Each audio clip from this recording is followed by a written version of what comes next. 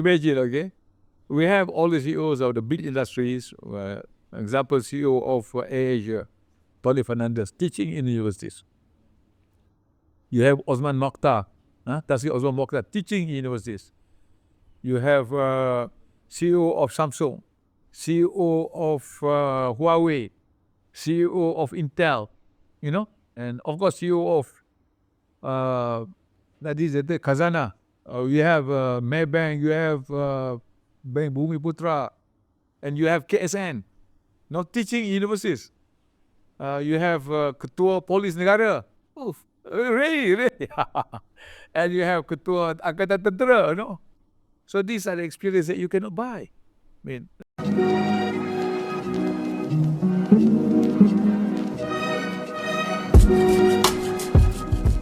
Doing this? Yeah, Doing this. doing this.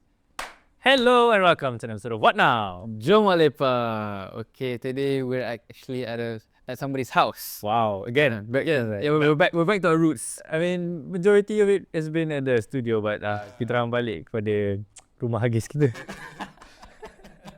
What comes around goes around. Betul. Yeah, tapi today we're actually at somebody's house, tapi yang kira agak significant jugalah. Sangatlah Significant lah. He was the former Minister of Education. I think this former minister, the second one lah. There was two Minister of Education back in 2015, and then he was also the higher Ministry of Higher Education in 2018, I think. Was it? 15, okay. 2015. To 18. 15 to 18, okay. Yeah, so dah boleh dengar suara dia. Yeah, but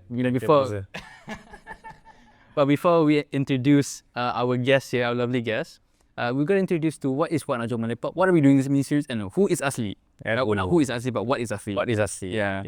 Okay, so what is What Now Jom Lepak? You explain. Yeah. What Now Jom Lepak is where we talk about issues and current things going on in Malaysia, and usually the ones that are regarding youth lah. Yeah. So one of the things we're going to talk about in this education mini-series is about education. Yeah. Apa lagi? Asli. This mini-series also It's in a collaboration with Asli. So Asli is Asian Strategy and Leadership Institute. So what they do is it's a think tank under Education Islamic Group. So what they do is more of their focus is more on nation building dengan leadership lah. So for this mini-series is under nation building. Sebab ni adalah pendidikan. Okay.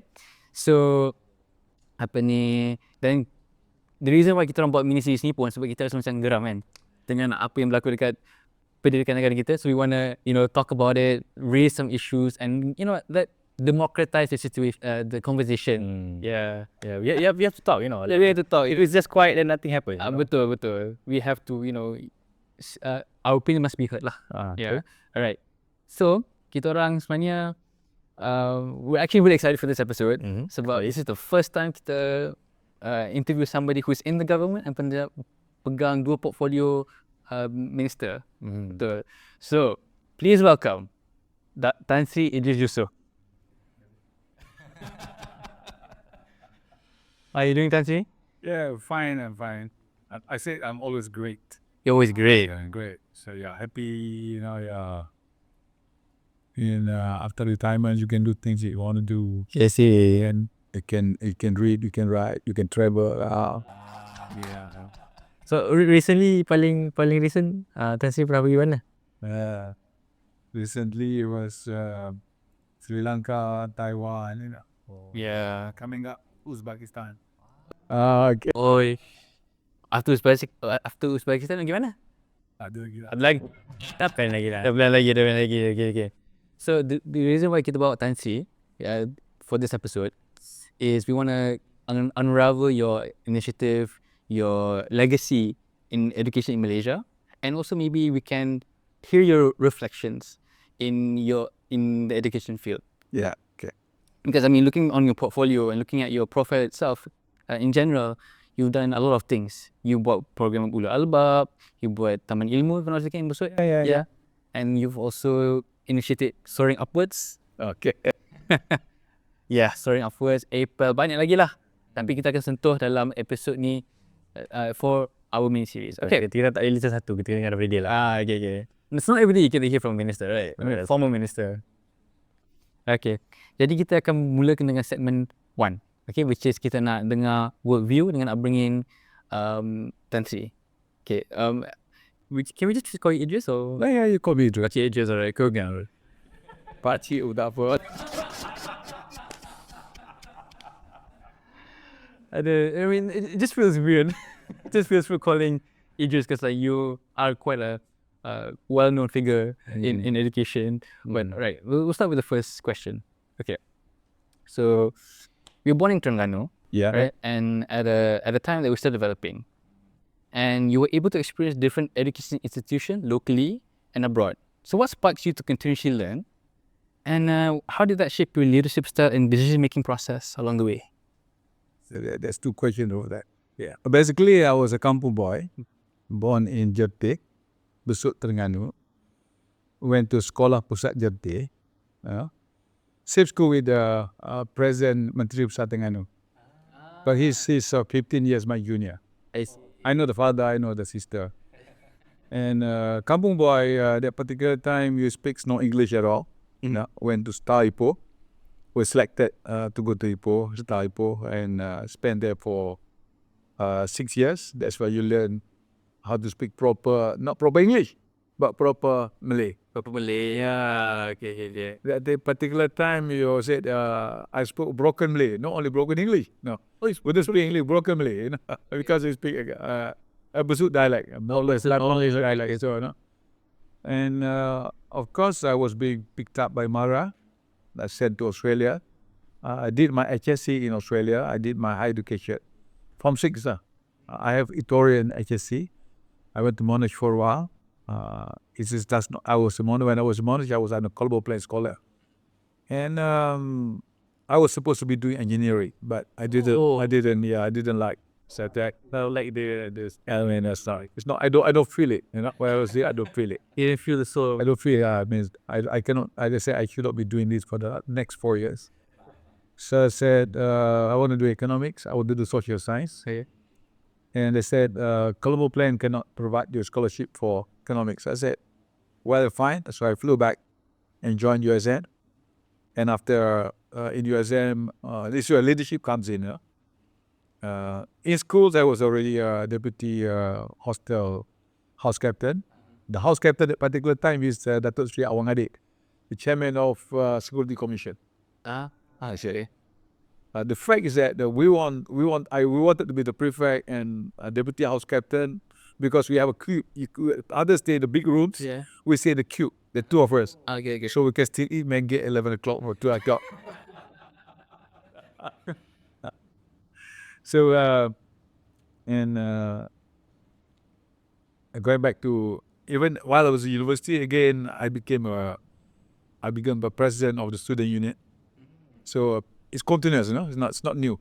Prefect, president of student union. And when I went overseas again after that, I went to New Haven and became the president of Malaysia Student Association and also International Student Association of the university. So it became natural to me, I don't know, for whatever reason. So I cannot see why, because it just happened. Yeah.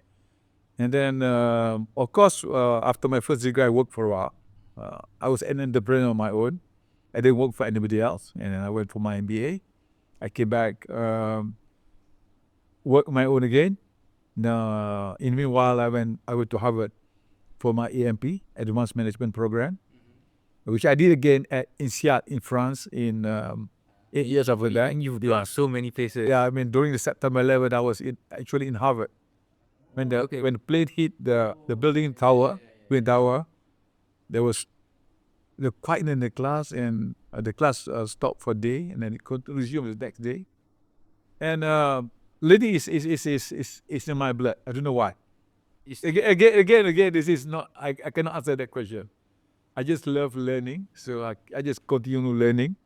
I did my MBA from my own expenses, but on my own pocket money. I brought my kids, and then after that, 6 years after that, I went to Jordan to do a little bit of Arabic. I see. Also, I was in Markas Lughat, language center, University of Jordan. So it's in the blood. Again, whenever I go, I became. the chairman or whatever it is, And I came back when I was working, also became a Ketua Muda UMNO Bahagian and became Ketua Muda UMNO Negeri. I mean, It's just there lah. it's just there, you'd have to use money lah, Some people have to pay money to become, that it was natural to be, so that's it. So like since you've pernah jadi student body dekat luar negara dan dekat locally kan. Yeah. So is there any difference of leadership kat sana, like how do people execute plans, how do people bincang, how to make the plan work? So is there any difference? Again, I came back, I was in Monash for a while, and we enjoyed the orientation day week in Monash. They engage with you, they tell you what to do, you are happy there. When you come to USM, it was ragging, climbing trees, all sorts of normal. It's not too heavy ragging, but it's not the week that you enjoy yourself. So they didn't like me when I said I was against them for a while, but again, it was orientation week, and later on I became the president, and we changed the way orientation was being done. So again, talking about education, I just love learning, and I remember when I was about to go for my MBA, the Ketua Bahagian, the minister at the member of parliament asking why you have to do your masters, I couldn't answer that question because he couldn't see what I feel, It's more feeling, So that's why I said I did my AMP at Harvard. I did my AMP at Harvard and I went for my MBA. I went again to Harvard for Kennedy School for Leadership. So this, and I went to do language at Jordan. But this is learning is in me. You cannot stop me doing it. Yeah. And also leadership comes naturally. So I see. I'm kind of curious. You mentioned MPA, management? AMP, AMP. Advanced Management Program. What is that? Is it like a certificate? It's a top executive program, the highest executive program done in Harvard Business School, and also in INSEAD. INSEAD is in France. Faham. Yeah. Faham. I'm pretty sure like all that travelling semua kan mesti helped you in making your school imtiaz kan, like the program Ulul Albab. Okay. My experience in Jordan taught me of the so-called Andalusia, the golden age of Islam. Taught me about Khawarizmi, taught me about Ibn Sina. So when I came back, I thought our education system is not integrated enough. It's not holistic enough. So that's why that drove me to come up with IMTIAZ in 1999. Yeah. What do you mean by not balanced or not holistic? Yeah. What did you see? Because ours is very secular in nature. Okay, you do normal schools, normal curriculum. You don't have the Islamic portion together infused in the program. It's not integrated. It's separated. So you do your normal curriculum, then conventional, and after that you have to do your sekolah agama, So it's not. That's how. So IMTIAZ we infuse. It's integrated program. It's holistic. Were you guys the first school? Yeah. The first school. IMTIAZ was the first school that integrate Tafiz and science, pure science. The first schools in Malaysia in 1999. I thought I should be responsible to do that because I said, making your dream come true. And to show upwards, of course, right? Oh yeah, that's right there. That's right. That's it. Faham. Thank you. But I mean, your graduates have from IMTIAZ has produced, has been very successful in producing very good students. Yeah. If I'm mistaken, ada seorang daripada IMTIAZ ke Ulul Albab, I'm not sure, either one. Dia dapat kerja kat Tesla. Yeah. That was from your school, right? Yeah, she was my daughter's friend. Oh. I used to communicate, She left at Tesla. But the fact is that was the basis of the coming up with integrated Muslim community in Muslim schooling as Andalusia, I said. So we have to move forward. So I'm moving now from phase 1 of IMTIAZ to phase 2 of IMTIAZ, which I call it Andalusia 2.0. Andalusia 2.0. Yeah, at least he was not in when you were talking about it. Yeah, it was pretty interesting, right? Yeah, but basically he wants to like, you basically want to breed the next Khawarizmi, the next Ibn Sina, right? Yeah, okay. Right. How you recreate recreate Ibnu Sina. How you recreate Andalusia. I call it Andalusia 2.0. Faham. Say that's a program that should you realize 50 years down the line. 50 years down the line. 50. I see. So the second phase dah jalan lah ke on in the plan. The second phase is in the plan. Okay. We're talking with Cambridge and Cambridge Muslim College. We're talking to Oxford and Oxford Islamic College to do integrated Akli program. We're coming up with how to come out with integrated curriculum. Faham integrated curriculum. I see. Faham. So this will soon be launched lah. We are talking because it has got to come from them. I see. It has to come from them. They have not done it before, but it can be done. But this is the thing is that people never want to think out of the framework that they are in now. They're so comfortable. So what is there now? You just continue doing what you're doing, and you're comfortable doing what you're doing. So something new lah. This is something new. Something new. Right. And talking about before we move on to the third segment. Okay. Or what segment? Oh, sorry. Second segment. Second segment. The third segment. Ada. Saya ni kot. That's making me think some other things. Tapi based on your experience, kan, you've had the experience kan macam nak manage the Ministry of Education and Ministry of Higher Education kan. So how present was it to be a ministry that potentially shaped the nation's future? Education is very important. Now there's no question about it. People used to talk about jihad education or jihad economy. I say never. It's always been education. I never have a qualm about it. Because the first word in the Quran is Iqra. So it's always been education. If you're right in education, you're right in almost everything in life. So if you need to survive in this world, you need education. You need to survive in afterworld. You need education, and if you need to survive both, you need education. So no question about it. So education is the way forward. There's no question about it. No question about it. Yeah. Right. I think we can move on to the second segment where we talk about a lot of his initiative. I think the most significant one was APEL. Yeah. And to you, to I. Tapi we'll touch that later lah along the episode. Apple is interesting as we will be one of the We will. outcomes of it. So I think you see it from Do you remember the Peter Balapan, one who played the piano, one of the finest musician in Malaysia, and he has to learn.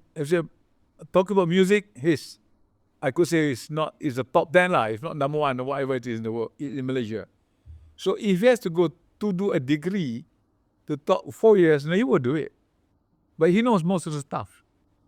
So it's disgraceful to the environment to ask him to do all over again. Appel make it possible for him to just cut short so that he's got a degree, or can do for his masters, go for or for his PhD. Same thing with a guy who has been in the hotel industry for 10 years. And I think it's hard for the lecturer to tell him what to do. He knows the industry. Yeah. So we make it easy for him to get a degree, a master's degree, so that and he can combine, while in the university, he can combine the ideas with the lecturer, what is the academic field, so that he can improve further.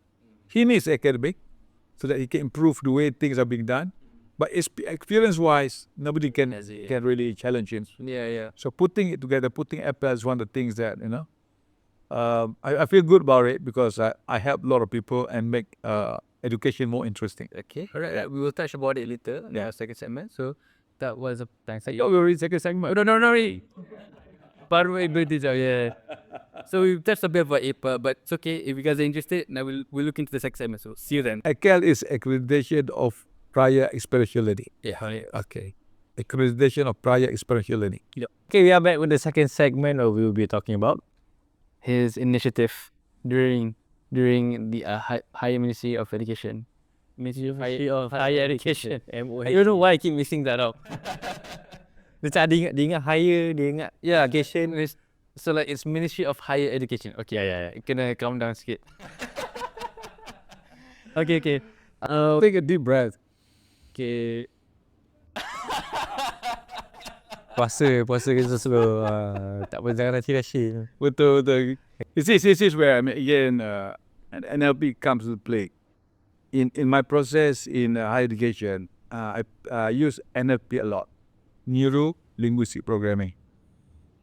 Taking a deep breath is one of the methods, so that you can just you can have a break, and then you can go into the new tempo after that. Okay, so as it's a break, take a deep breath, then Do you do this like in the middle of talking? Like tengah bercakap tu macam nafas ke?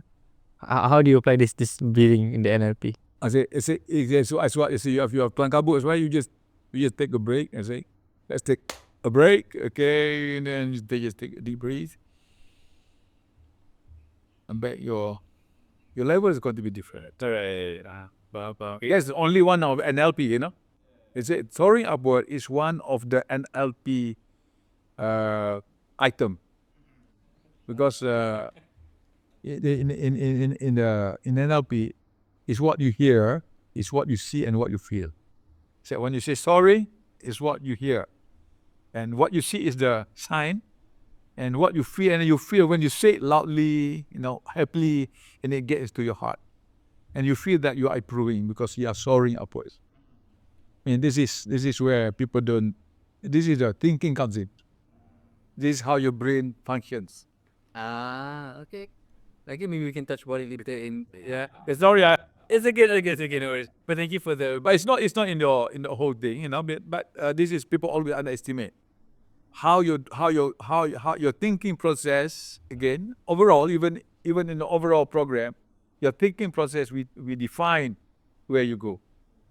We define that we are improving. That's why we are soaring upwards. Of course, if you tell yourself you are improving, inshallah, you'll be improving. inshallah. Yeah, I just decided to ask you a bit more because, like I am just a final year student and you've experienced so much more. So maybe adalah sikit akan belajar sikit-sikit kan. Tapi we'll go back to Go and join my initiative. Why we talking about? Tapi he actually did talk about something about soaring upwards, kan? So if you guys don't know what soaring upward is, it's basically one of his slogans during the Ministry of Higher Education. Yes, got it right. Let's go. But yeah, like for this, It's not just a normal slogan. You know, slogan that comes with feeling. okay. So when you do it, you feel good. When you feel good, you improve because you're telling yourself, I'm improving. You're soaring upwards. You keep on telling others you're improving. The whole wall will be shouting, soaring upwards with a sign. Again, it influences your brain.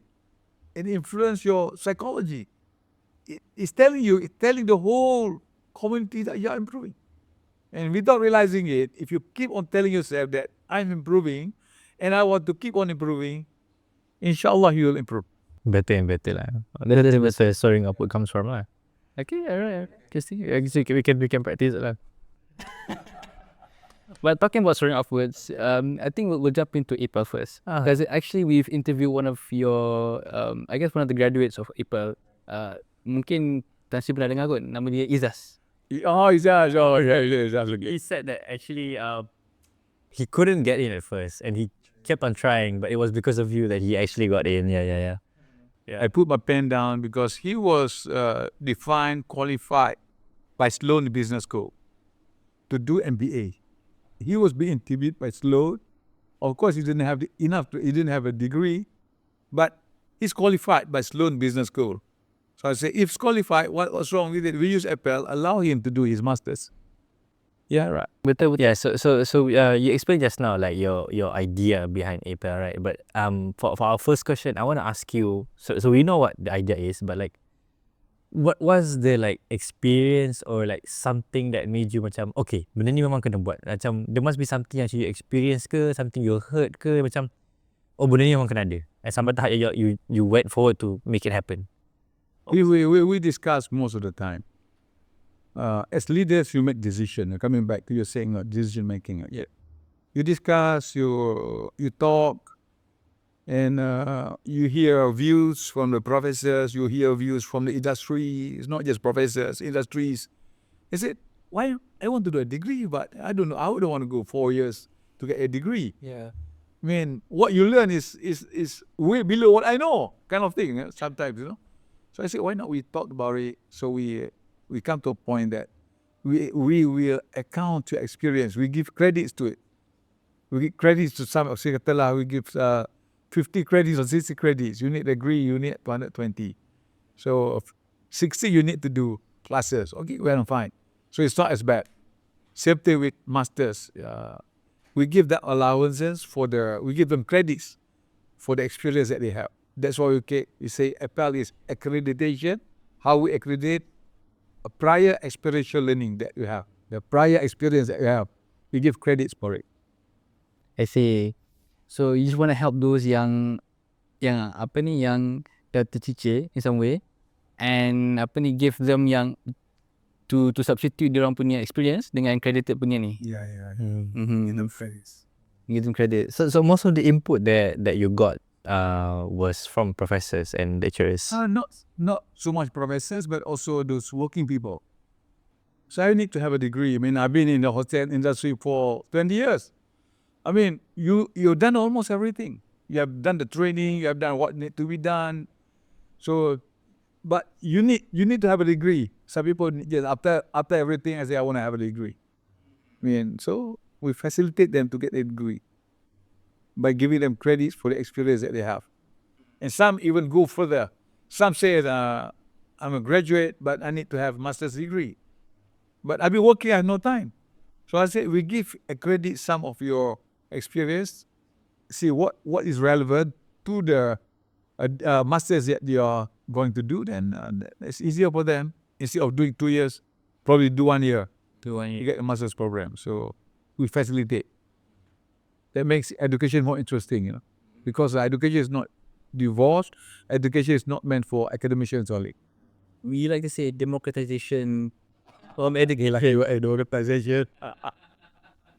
Of course, yeah. How you democratize education. Make it easy for almost everybody to get a degree. But of course, with certain standard, we have to maintain the standard, because MQ, we should make sure that you get the standard done. But at the same time, you have to make sure that others are given equal opportunity. Those working people who know what it's all about should be given a chance also to get a degree or master's degree or even PhD. Mm-hmm. That's nice. I think for sure, as with April introduced, I think many people like Izzas dapat berjaya. Yeah. And then and I think he benefited a lot. Definitely. Yeah. Dia dapat pergi ke, I think was it MIT, was it? MIT, yes. MIT. Sebelum MIT, betul. Tapi besides April, you actually did introduce to you to I, and I guess one of my crew members here actually is experiencing it right now. To you to I, yeah. To you, to I. 2 years of university, 2 years of industry. Okay. Yeah. To get a degree, you do 2 years of academic life. You stay in university, you learn theoretical framework, and further you learn another 2 years in the industry. Very easy example is plantation management in UPM, University of Putra. You do the first 2 years, you are in the universities, you learn what you need to learn, and the next 2 years, you go to the ladang itself. You are literally in the plantation, but you still have to come up with a theoretical framework, but you have experience in the ladang. So that's what we call 2U to I. 2 years industry, 2 years in the industry. Is it only limited to certain courses ke ataupun? We prefer for it to be for all. But of course, there's limitation because some industries are not acceptable to students to go there. And I see. They have to go through the whole profession. Macam medicine lah. of course, because you see that students after they graduate, they don't know what to do. They don't know the industry because it's too academically oriented. So they get to learn only from lecturers. And lecturers don't really know what is in the industry because lecturers also they're just teaching. Some of them, not all, say.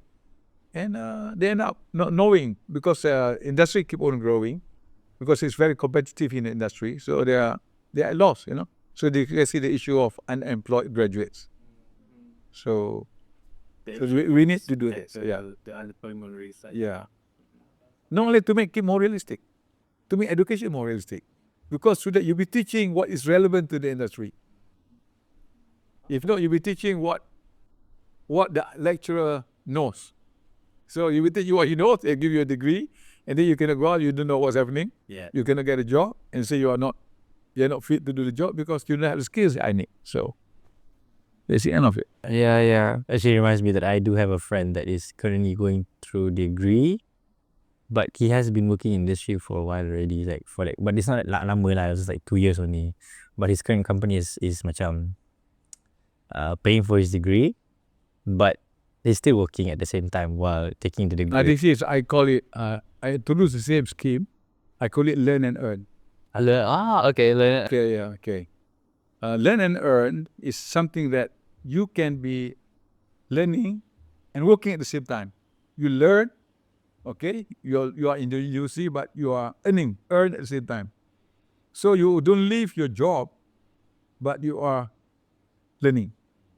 So learn and earn. So this is where one of the biggest issues which we're going to talk towards in the third sector is lifelong learning. Definitely, yes. Because learning has got to be supported. So why is it that we're not having enough skills? Because we never upgrade skills. Because skills is changing all the time. So this is where learn and earn comes into play. So again, the beautiful thing about learn and earn is that if you learn and you earn, you don't have to borrow. So one of the biggest issue of education nowadays is that you are in debt when you graduate, which is not quite right. And I remember Obama used to say, the president of America used to say that the system is broken. But nobody tried to fix the system.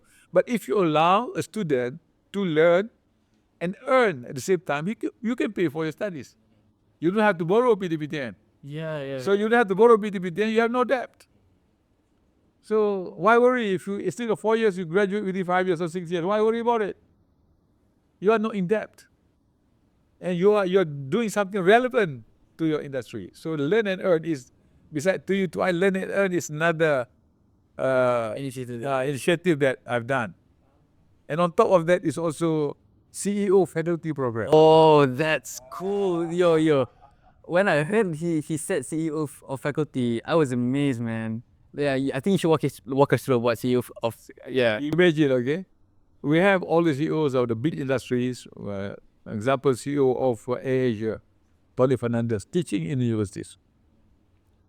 You have Osman Mokhtar, Tan Sri Osman Mokhtar, teaching in universities. You have CEO of Samsung, CEO of Huawei, CEO of Intel, and of course CEO of that is the Khazanah. You have Maybank, you have Bank Bumi Putra, and you have KSN. Not teaching universities. You have Ketua Polis Negara. Really.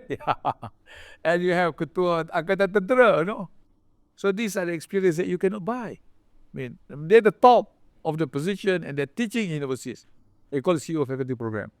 People love most when Tony Fernandez went to universities, when he lectures, we can have nearly 1,000 people come up, kind of thing, because, and not only that, he gives free tickets. People love his ticket. They always come in his red t-shirt and then over free ticket. He asks some stupid question, a student can answer. But of course, there's a joke part of it and the funny part. But he tells about industry. Who else can tell you better about those airline industry, aviation industry, rather than Tony Fernandez, one of the top people in the world that knows about the industry. And I have a friend, Dato' Jusoh, the father of Bibi Yusof, also become a CEO faculty members. He's one of the most successful Malay entrepreneur. And he sings. He sang. Make students happy. He sang while lecturing. He's a good singer. So these are the things and you get the university and industry connected. This is what I call you have to collaborate with industry. Yes. One of the most important thing that need to be done by the university is have to collaborate industry. I call it governing by network. Yep. You don't do it alone. Nobody knows alone. Even the government nowadays, you don't know it. You don't do it. You have to collaborate. So governing by network. I see. So like, this was, camp. Wait, what's it called again? It's CEO of Faculty of CEOs. Yeah. SEO faculty program. Yeah. So like, it's embedded with all universities in Malaysia. It is. Yeah. See, It was. it was. Yeah. Is it still implemented now? Still some in some places. But you have to, actually we should magnify the program. You should make it bigger. And you'll be surprised that CEOs love to go to universities and teach. Betul. You know what I mean? You have an experience that you have, and then you want to impart the experience to the students. Yeah? And not only they go and teach, the good thing is that they donate to universities. So this CEO, he asked for 10,000, they say, chap, sui. No, ask for 10,000. Nah. Why not you ask for 50 or 100? You know? People have money because they're CEOs. You know, but you get the expertise from them, you get money from them, and you get collaboration with the industry. You know, Yes. Yeah.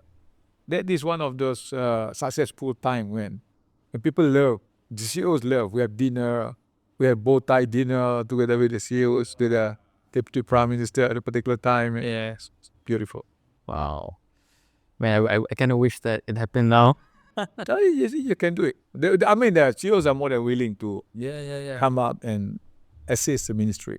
I see. I've spoken to the minister. Inshallah, I think he's going to do it. He's good. Yeah, Dr. Zamri Abdul Zamri, yeah. I see. Because he's got.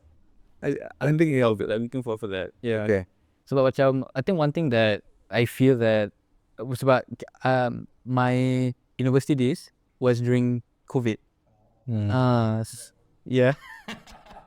So macam Satu gaya. that's so macam bila masuk university and then the transition phase, dia rasa macam tak best.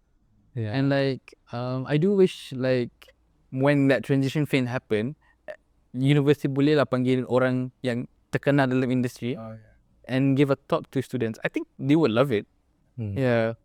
And I do really see the impact of it. Learning from you. Tadi pun kita orang cakap dengan siapa nama dia? What's his name again? Sebab tadi. Yeah, Jeff Sandu. Izzat Suzwan and Jeff Sandu. Yeah. So like when we engage with these people, we get to see a different perspective of how we see the industry. So it makes us think more and also rasa macam lagi sedar lah buat apa nak buat apa semua tu. Okay. But I do see that macam COVID did affect our schedule a lot. Definitely, like I feel like every time I listen to my seniors ke yang before the COVID times, oh we did this, we did that, we did this, and now that I'm in my final year, like dia macam slowly ada balik semua benda yang tak ada tu kan. Yeah. I feel so macam apa lah, because like So go back to university. So go back. Itulah masalahnya. Buat lah master saya. Tak kena kerja dulu kata. Nak kahwin. They say learn and earn. Learn it. They usually tell them. I would love to do that. Tell your supervisor, say that can we do learn and earn for my master's degree? okay. So then you have to draft the curriculum, you know, come up with the curriculum that would allow you to work and learn at the same time. Have fun. I said, Minister, before I've done it, there's nothing new. But this is why I said the framework has to change. The way you look at education has to change. The continuous learning has got to change. Lifelong learning has got to change. Since talking about framework, because you did mention before we did the recording that you have to be dynamic lah. Of course. To be To survive, you know. Yeah, betul. Even in Stone Age, you're not dynamic, you'll be killed by your opponents. Yeah. True. Or else you'll be eaten by the dinosaurs or eaten by other predators. But like, looking at the current situation now, like what do you think should be the framework? Like how would you envision the framework of our education system? Are you going to the third phase, though? Not yet. But I just want to like know a little bit first. Say I graduated 1980, okay, and all my friends were employed. There's no such thing as unemployed graduates. Now, you can graduate, but Not have a job. you don't have a job. So meaning that, as I said, the framework has changed. The environment has changed. So how to make sure that those who graduate get employed? So there's a framework. So they have to change. Your assumption has to change. You say they cannot just, you go to school, be taught by lecturer, and you graduate, you get a job. Not anymore. No, you go to school, now you have a loan. Before you have scholarships, now you have loan. You are in debt and you have no job. So you have to create a situation whereby it is going to be more relevant. Again, I see in my book, Redesigning Higher Education, talking about how it was being done in 2013. There was a seminar in London, 2013, conducted. It was being supervised by Sir Michael Barber. Sir Michael Barber was the advisor to the British government on education, and they call it avalanche of higher education, meaning that higher education is going to be irrelevant. And from there, I picked it up. I discussed with the lecturers. I discussed with the industry players how we address the issue. This is the reason why we come up with 2U2I program. We come up with Appel. We come up with Learn and Earn. We come up with a continuous learning program. We come up with MOOCs, message open online courses, or Yeah. That's why we come up with all various programs to make sure that education remains relevant in Malaysia. I see. Yeah. So before we move on to that's kind of like a bit of the third segment, but I just want to ask because I thought, ala-ala cakap, kita just go through lah. Yeah. So like during your tenure as well, we can see that the rise of 4.0 is prominent, kan? Yeah. Like we're using of tech, we're using a lot of tools, digital tools, kan? So macam, how did you make sure that all courses dekat Malaysia stay relevant? Like what you've done? Yeah. Like that syllabus. Basically, when I became the Minister of Higher Education, I did find that many courses were not relevant. Okay. So I asked the Vice Chancellor of each university to list down what the courses were not relevant. And action taken every year. So after half a year, I asked them what programs have you cancelled from the whole thing. So I keep on monitoring, make sure that courses that we offer in universities are relevant. So you're right. We have to keep on updating, and then we have to keep on cancelling courses which were not relevant. I feel like this is just my experience just lately in my university, UiTM. I'm studying currently, inshallah. In the mechanical engineering department, there is a new course. It's called mechatronics, mechatronic engineering. Yeah. So I think it's a good initiative lah from UiTM to do that, because I feel like you can have a lot of mechanical engineers that does the work, but you also need someone who creates the machine, which is mechatronics. Yeah.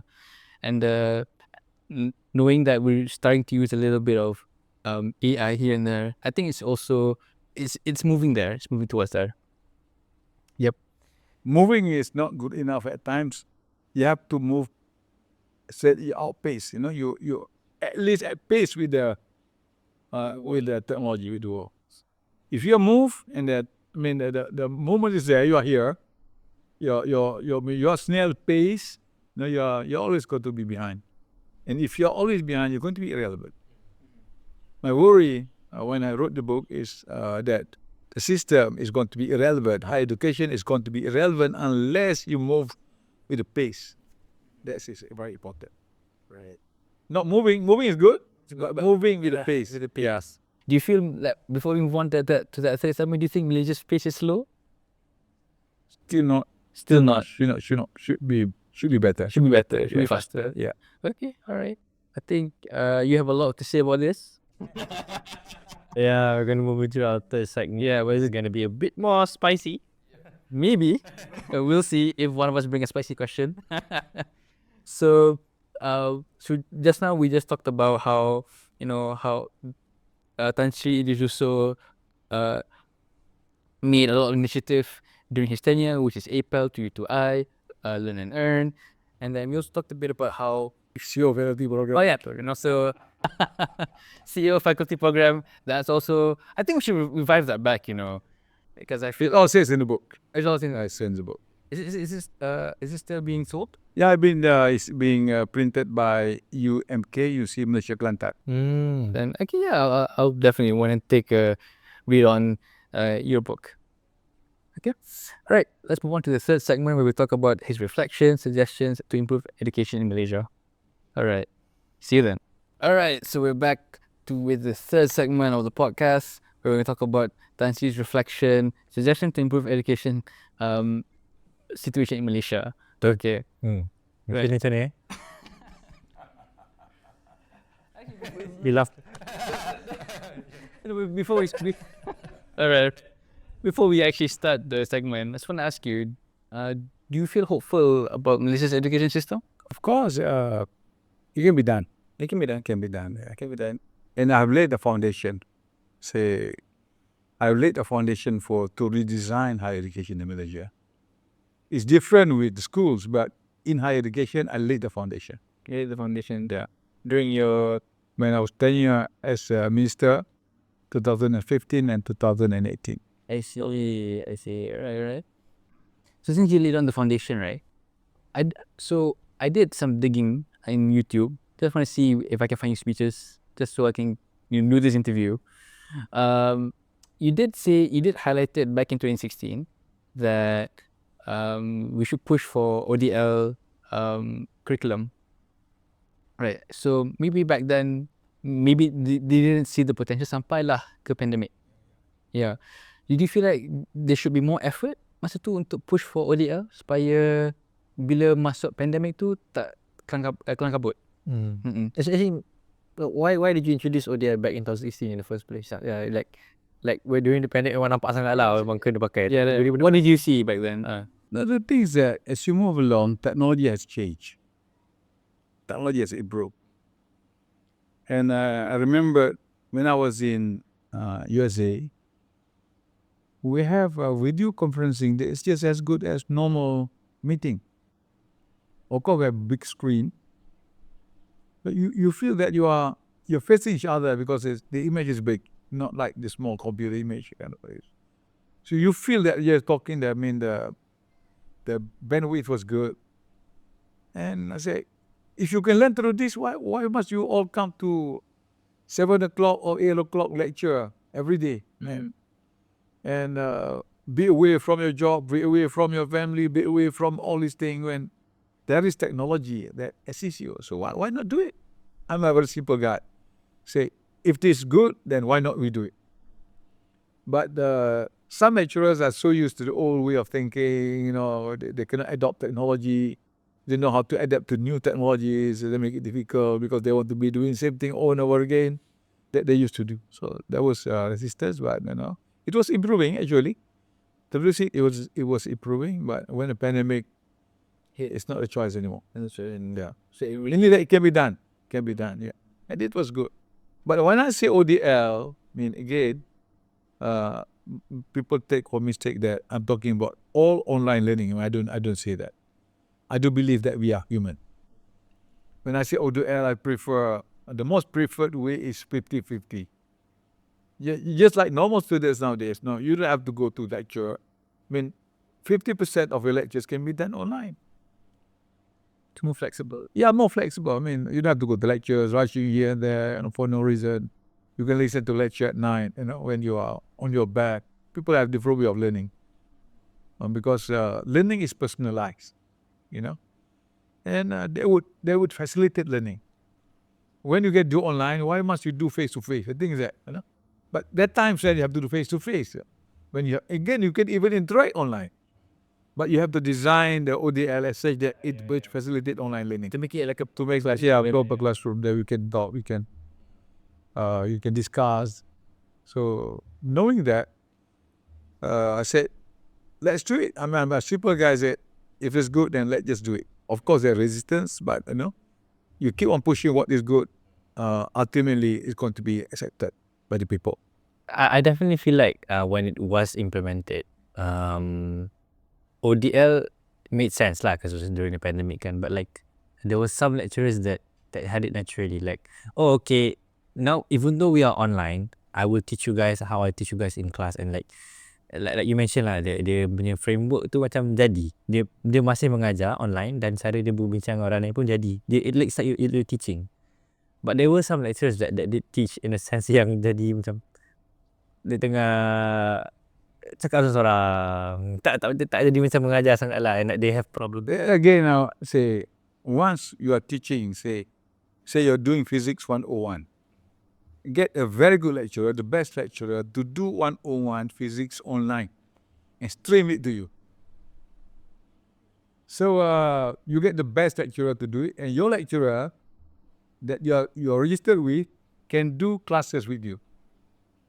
So the small classes can be done by your lecturer, but the big beaming can be done through the special lecturer. So you're doing it. So again, if you expect everybody to be the same, it's wrong. I mean, once you have this facility, you use the best physics 101 lecturer to do the online learning, to do the online teaching, and then your lecturer that you are registered with will do the classes, the small classes. So you say you don't feel boring. You get from the best. Same thing with schools. You don't need so many skill or special teachers. If you have one special teacher to teach geography for standard 4, can be listened to all schools in Malaysia. I see. Same syllabus. And your teacher, that is the teacher of the class, okay, will facilitate the learning of the subject. So basically get one good teacher yang boleh explain everything, yeah, and then let the teacher in the class. that's very easy to understand. That's what you say. Very interesting to hear. Record him and beam him for everybody. And your teacher that is in the classroom will assist you on personalized learning. That's why it should be. Okay, faham. I think I think it's quite easy. Like it makes it more interesting lah. Like you get one good teacher, yeah, and then let the teacher facilitate lah. What do you think? I think it's similar to having a textbook. Like satu Malaysia ada textbook sama. So what is different? It's different. This is online. That's what I mean. Like it's like every satu Malaysia ada textbook yang sama. But let's moving forward, rather than satu Malaysia ada textbook sama, satu Malaysia ada video yang sama. Like it's different. It's online. It's online. And you have to rely on books. The video you can carry.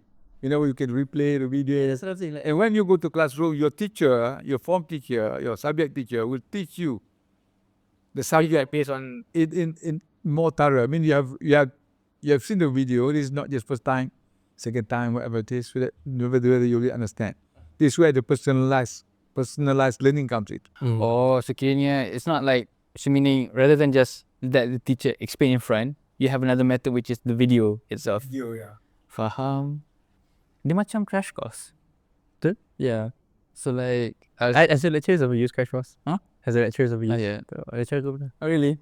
Dia start kelas akan bagi crash course video, tengok tu akan ajar. Yeah. So what we mean by crash course is a YouTube channel created by John and Hank Green, where they let what you said lah. Basically, they bring in the best presenters in their field, and they would make a crash course, meaning they akan basically merge all the syllabus in dalam 10-minute video. Okay, 10 minutes too short lah. It's still short, but actually it's very compact. But I mean, you need to explain. That's not crash. Yours is crash. Yeah. It could be 1 hour video. Nothing wrong with it. No?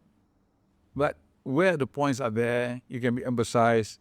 If it is important, you can say it 2 or 3 times, and make it more lively.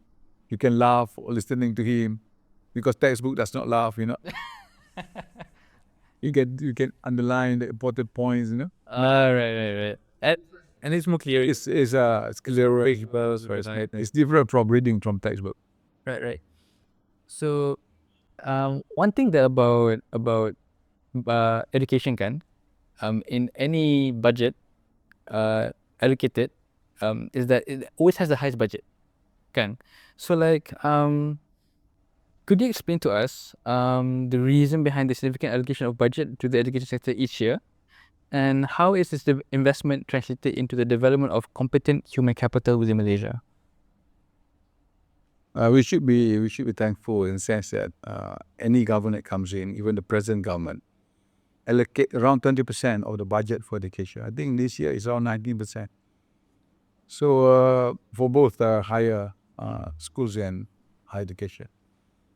So again, if you ask what is enough, it's always been questions of not being enough. But government also is constrained. You know what I mean? Government doesn't have all the money to give. This is where creativity comes in. How to make sure that you use a budget in the best possible manner for the good of the students. It's how you use a budget rather than how much you get. Of course, you get again only 20% of the total budget. As I said, this year 90%. You should be thankful for it. But how you use a budget? Are the teachers productive enough with the salaries? But most of the budget goes to emolument, the salaries of the teachers and the staff in the ministry. So, are they productive enough? Another question. Rather than asking for more budget, how make sure that they're effective? They have the money being spent wisely in rightful manner to the best possible in terms of priority for the ministry. So these are the things that need to you look at rather than how much money you're getting. I think you cannot ask the government much more than that. And we are thankful. Thank you to the Prime Minister or Ministry of Finance to give such allocation. But as I said, you should be looking at how to spend it wisely rather than you always need more. You always need more. There's no ending. Now you're wearing arrow shirt, next year you want to wear other shirt, you keep on buying. But how is it being spent wisely, productively? Yeah. That makes me wonder, do you feel like our current education system is spending its budget wisely, as you mentioned? Again, I'm coming to the sector. You said that about IR 4.0 is now. Yeah. I'm talking about the use of technology. Again, there used to be, we don't have enough specialist teachers. So do we need as many specialist teachers? If you can beam the video to all schools using just one very good teacher who can teach. So technology can reduce the cost, and technology also can reduce the cost of teaching. So if you put your money in technology, and what more nowadays is AI, together with technology, you can reduce the burden of teachers. You're talking about schools. If everybody go to school and use facial recognition, and then your attendance is going to be recorded. And all, if not all, most of the answers have been done online. So it's all done online, all going to be recorded without you having teachers having to punch in, send to the ministry, what mark this student scored. And the interest of the students gives on the what the student is good using psychometric. There is psychometric test, AI assisted. So I mean, the interest of the student. This is using technology. A lot of things can be done, but do we put enough money for technology? So this is again how you utilize the money, rather than again how you utilize the money that's given to you in the proper way, and technology will play a role in assisting you not only to manage but to assess the students. We call it PPP in schools. We call it pengajaran, pembelajaran, teaching and learning, and also penilaian, assessment of the students. No, talking about personalized education and also macam the rapid change of interest of students. So so this is based on what we feel and what we see. Is that this disconnect, disconnect of between degree students to pursue their career aspirations and also what they're learning. So like How can the education system adapt to address the mindset shift and ensure that students make informed choices about their tertiary education journey? So that you said you want to use tech, right, to help enhance the usage in the system. So what about using tech for this aspect? Again, one of the biggest issues, as I said in the beginning, as far as education, or not just education, but almost everything that we do is, I use the word governing by network. It's basically collaboration. Collaboration. You'll be teaching something that is going to be irrelevant if lecturers do not know what they're teaching. That is not needed anymore by the industry. So you'll be producing students who are not relevant to the industry. But if you, as I said, if you use governing by network and you collaborate with the industry, so we're teaching the content provided by the industry. I see. So Then there's more likely that they'll be more interested. I mean, they're going to be more interested. Not only going to be more interested, they're going to be relevant. If you're teaching something relevant, it's true, they're going to be actually look. If you look through element power planning, there's always areas in technology with vacancies. Technologies, the jobs are those in areas that are not needed by the industry, because it happens because the curricula, the graduates are not in line with what is needed by the industry. So does that cause that disconnect? Of course, that causes, because you don't know what's happening. You don't know, because this is where you knowing all is over. This is, you have to collaborate. Again, they use the word over and over again. You have to collaborate with industry. You have to collaborate if you are teaching students, not just industry, but you have to teach students about public administration. Who knows better about public administration rather than the public administration? So, get them exposed, send them to the government department and let them learn, and come up with recommendations how to improve it, and they understand, rather than just learning through the books and not knowing what's really happening. So, as I said, even before, all my friends during when I graduated in 1980, all were employed, but not now. So again, that's why I say about framework, how you think, because time has changed, industry has changed, work has changed, technology has changed, and if you don't use the framework that people have now, the universities are going to be irrelevant. Again, a very good example, people are not sitting for SPM. So how much I see for SPM, when I can work as a Grab driver, and earning 3,000 to 4,000, even 5,000 a month. When you graduate, whereas a guy who's a graduate also have to be a Grab driver. So it make no sense. That's true. So if you are graduate, you become an intelligent Grab driver, who's going to be paid more than say. And then I'll say, I'll make sure that I get to the higher education, I get a degree. And because even a Grab driver, I can do other things, because in the meanwhile, or the things that, new things will happen, that while you are grabbing, you have become a Grab driver, you can do other things. You can multitask because you have the experience, you have the skill. One thing that the disconnect is because people don't understand about lifelong learning. It's another thing. Even in as a Muslim said, "Utalabul ilma minan mahdi ila lahad," is learning is from the cradle to the grave. Okay, we forget that. Learning is only when you graduate.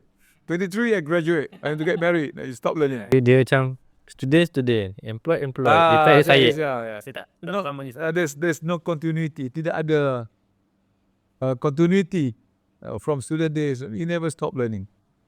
So this is what we call as lifelong learning. People keep on saying, but people don't practice it. So this is where a micro-credential comes in. Okay, this is a new concept again. Okay, micro-credential. Micro-credential meaning that if you do something, you get credits for it. If you do 3 months, you probably get 3 credits for it. And you can stop, but you get the 3 credits. So we have accumulated the 3 credits, okay? And you can do more, you get more. Until you get 90 credits, you can get the diploma. You get 120, you get a degree. So you can just go on learning, and you take courses and you accumulate your credits. Once you get your 120 with certain, of course, with certain prerequisite, you get a degree. So microcredit is becoming more important now. And this is where now you say we need to have different skills, upgrade our skills. We become irrelevant because we never upgrade your skills. So microcredit will allow you to keep on accumulating a skill, get the degree, get the skills and degree at the same time while learning. So this is something that we don't see really. We use technology because it will be assisted by technology. So it's easy whenever you are. You can still learn online, ODL, okay? And with microcredits, you can get your credits. And even if you say learn and earn, you don't have to lose your job while learning.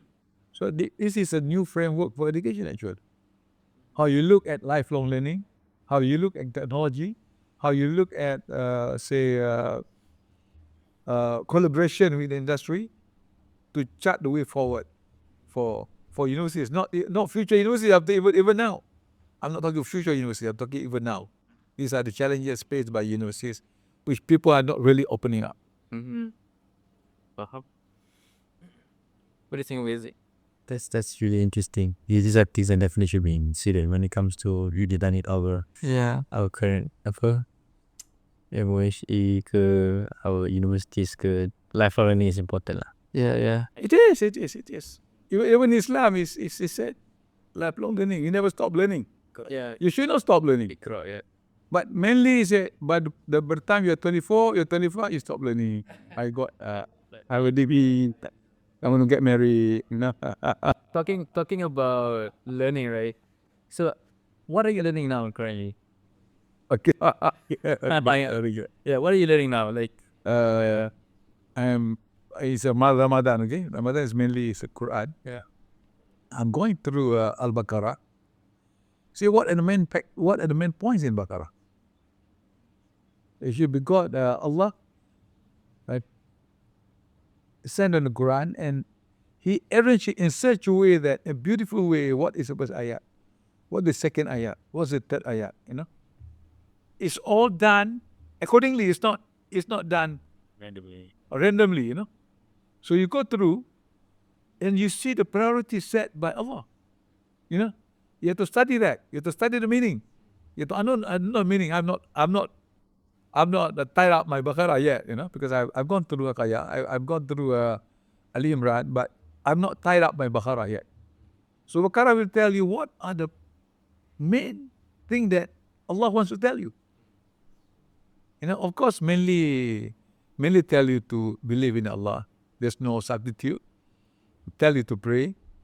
He tell you a lot of ayat comes with wa aqimus salat wa atu zakah, meaning that you salat and you need zakat. Zakat meaning you have money. You must control economy. The first ayat is Iqra. If you have education, you have economy. Of course, when you salat, you're pious to Allah, you can never go wrong. Three things only, You believe in Allah, and you have the knowledge, Iqra, and you pay zakat, you control the economy. A society that is pious, a believer that has knowledge and control economy, we don't know. Inshallah. Is it near dan akhirat? You have to look at you have to just look at the power. yeah. This is what we call tadabbur is all about. As you asking me, oh God. Actually, Of course, I don't read small other books here and there, pick up here and there. Wow, is actually Aziz has been rajin membaca a lot of the Quran. Yeah. I mean, he does. Like one of the things that I really respect about Haziq is that he does a lot of comparative religion. So whenever you ask him like a tough question about religion, and he would answer it gracefully in a way for me lah. Yeah. Gracefully in the sense that you know your substance. Inshallah. Yeah. Comparativism boleh? But always been in terms of priority. What you do has got to be in terms of priority. What? I use Pareto principle quite a lot, in the sense that if you put the self in priority, you just solve the top 2 questions. You solve 80% of your issues. Oh, okay. So again, there's a Quran is being arranged. No, the Al-Baqarah is very important because it's the first verse of the Quran and the first chapter of the Quran. Usually of the Quran. Then it goes second, third. So if you go through, of course, the first one is Al-Fatiha. But if you go through, Fatiha is a gist of the Quran. And you say, in the name of Allah, Ar-Rahman Ar-Rahim. Ar-Rahman Ar-Rahim is basically love and care. If you're Muslim, you have to be loving and caring. Simple as that. Simple, Yeah. That is very simple. You keep on saying. Sure. Alhamdulillah, Ar-Rahman Ar-Rahim.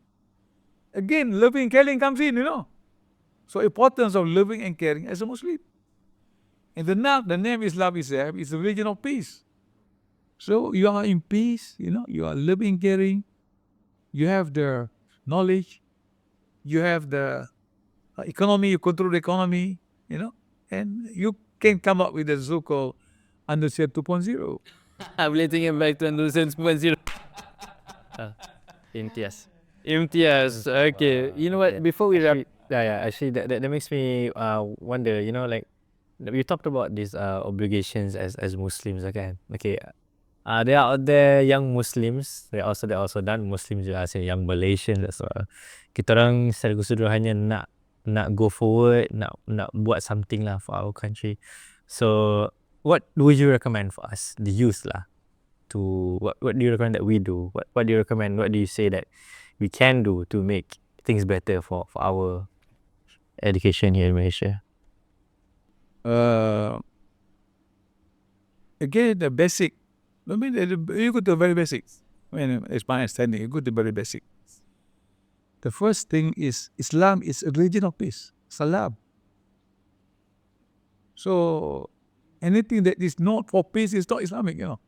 Of course, if people come and attack, you have to retaliate. You have to attack back. But it's not religion of war. It's religion of peace. And the basic word, as Ar-Rahman Ar-Rahim, all very clear to me, is love and care. When you say murah, penyayang, pemurah dan penyayang, that was the love and care is very, very deep. It touches you.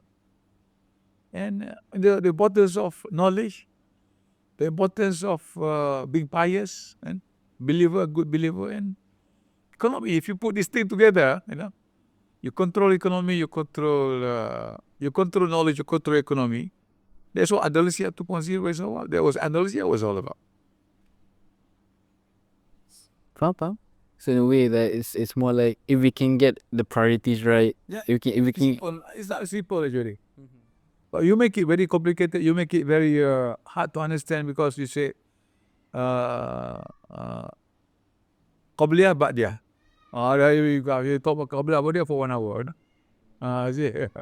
You never thought that we need to control, we need to enhance our knowledge. We don't talk so much about knowledge. Knowledge is so broad. Knowledge is too integrated. How about chemistry, about biology? And you go to the Qabliyah and Ba'diyah. That happened to my kuliah subuh this morning. Is Qabliyah, Ba'diyah, 1 hour.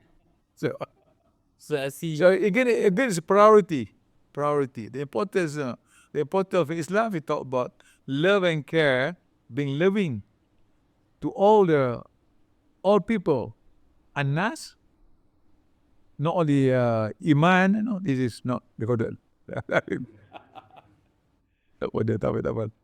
It's a difference between nas and orang yang beriman. It's all together, because it sounds very simple.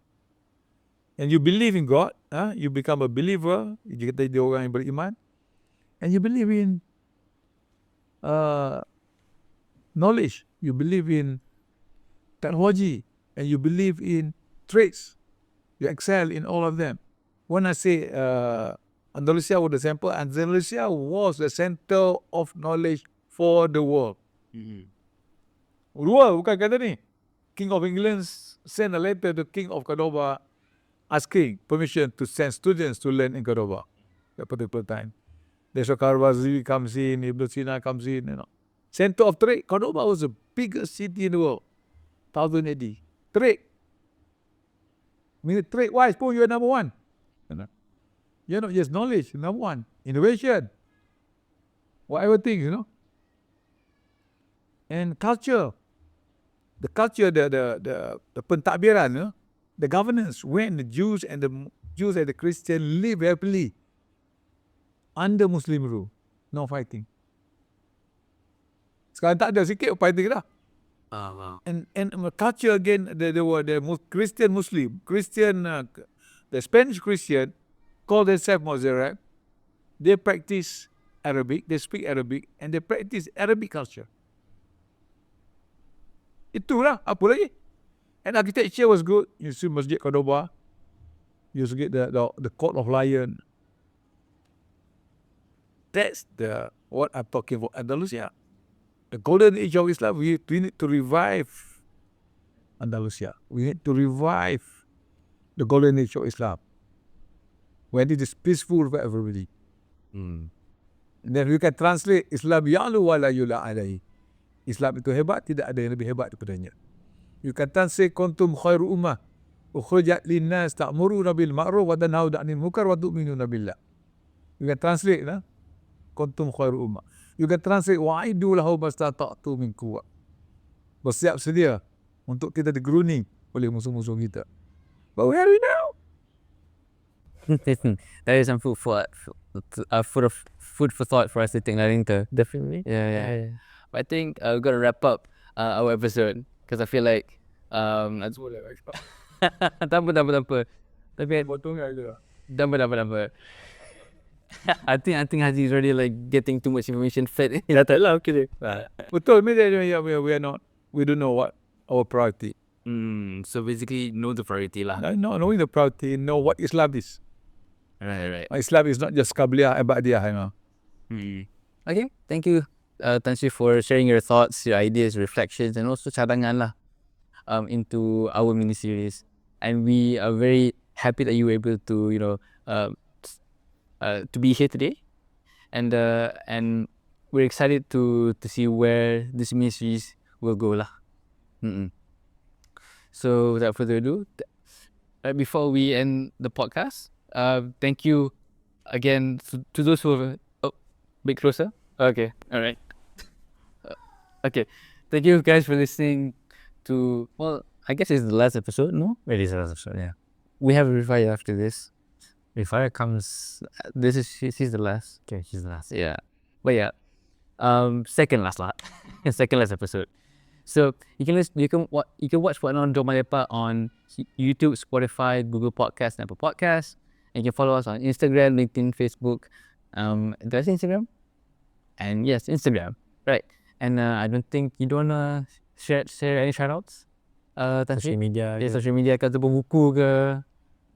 Untuk apa? Untuk Nak promote apa yang nak promote ke tadi. I nak promote. That was something I want to promote.